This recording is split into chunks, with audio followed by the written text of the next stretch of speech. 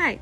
So estrogen is can increase your chances of your blood clotting.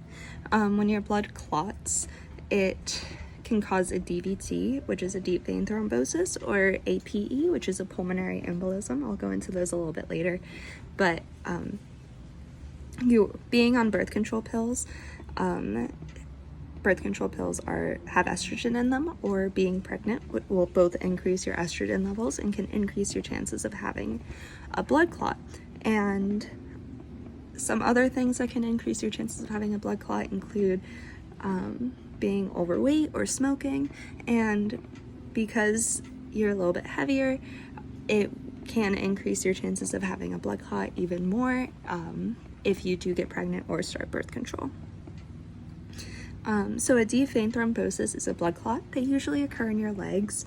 So when I do your physical assessment, I'll check your legs, I'll check for any pain, swelling, see if any veins are swollen, see if there's any discoloration. And if there is, we're going to elevate your legs, maybe use some compression socks, warm compresses, and then we're also going, you'll most likely be prescribed like in blood thinner or a clot busters. Usually what they're called. And so yeah, a DVT can cause a pulmonary embolism though. So a pulmonary embolism is a blood clot in your lungs. The clot in your lungs can obviously it blocks the blood vessels, which really affects the rest of your body getting oxygen, so they're pretty dangerous.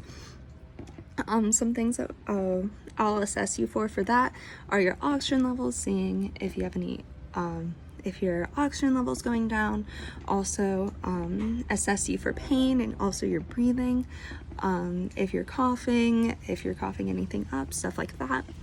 Kind of like with the DVT, you'll be put on a blood thinner, and I'll keep assessing your vital signs, your oxygen, your breathing, pain, all of that. So neonatal abstinence syndrome is when a baby is going through withdrawals. So it's from a baby receiving drugs while in the womb.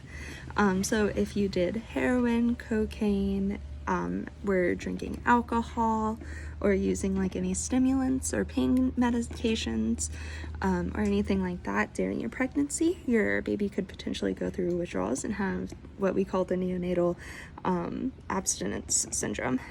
Some symptoms of that include like irritability. They'll rock themselves, and so they'll actually rub parts of their skin raw because of them rocking to soothe themselves. They'll have like a really high-pitched cry, and like hard to feed, hard like sucking and everything. So also some like tremors. So I'll assess them for all of that, make sure that their temperature is okay, make sure that their pain is okay, they're not having any tremors. Check their skin, swaddle them really tight. We'll make sure to keep the lights low and the room quiet, and if the baby's really upset, we'll make sure to swallow it and rock it kind of slow.